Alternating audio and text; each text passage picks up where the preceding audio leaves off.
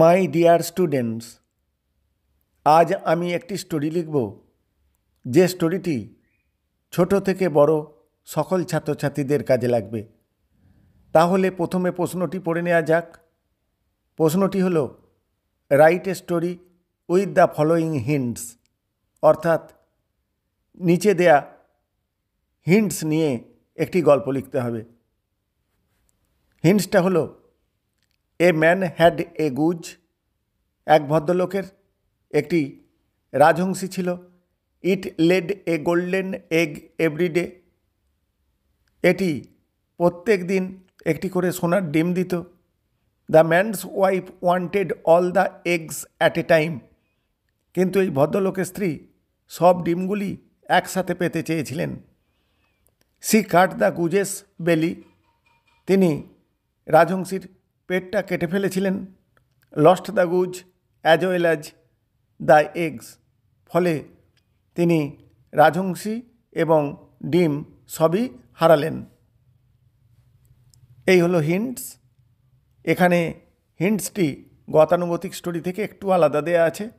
যেমন হিন্টস দেয়া আছে সেই অনুযায়ী গল্পটি লিখতে হবে।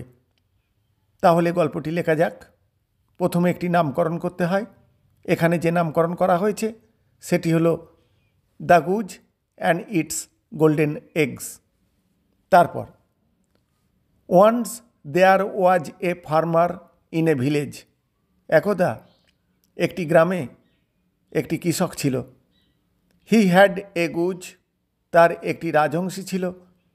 ইট was not an ordinary goose, এটা কিন্তু সাধারণ রাজহংসী নয়। It laid a golden egg everyday, এটি প্রত্যেক দিন একটি সোনার ডিম পারত।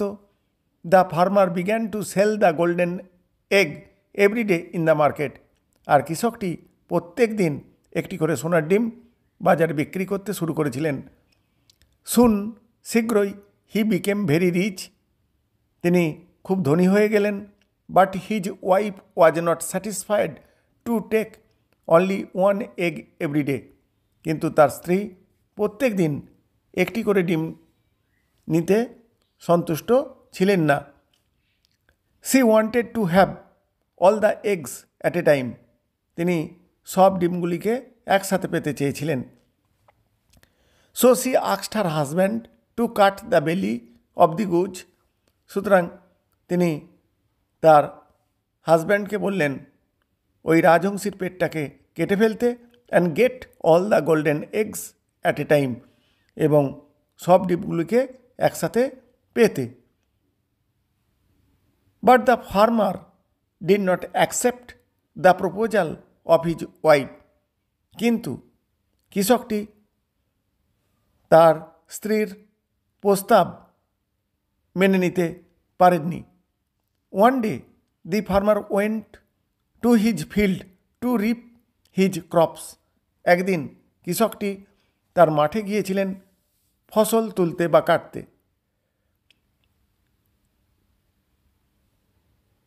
ইন হিজ অ্যাবসেন্স, তার অনুপস্থিতিতে, his wife caught the goose, রাজহংসীটিকে ধরেছিলেন। And cut its belly with a sharp knife, এবং একটি ধারালো ছুরি দিয়ে তার পেটটা কেটে ফেলেছিলেন। বাট অ্যালাস, কিন্তু হাই, there was no egg in its belly, তার পেটের মধ্যে কোনো রকম ডিম দেখতে পাওয়া গেল না।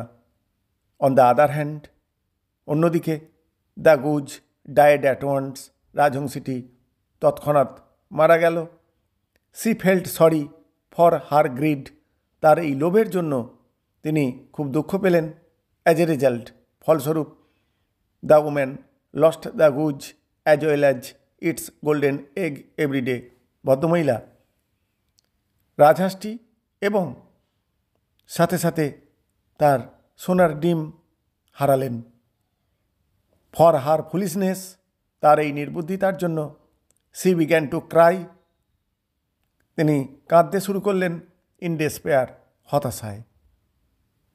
এরপর moral, grasps all lose all, অতি লোভে তাঁতি নষ্ট। এই হলো গল্প। Thank you all.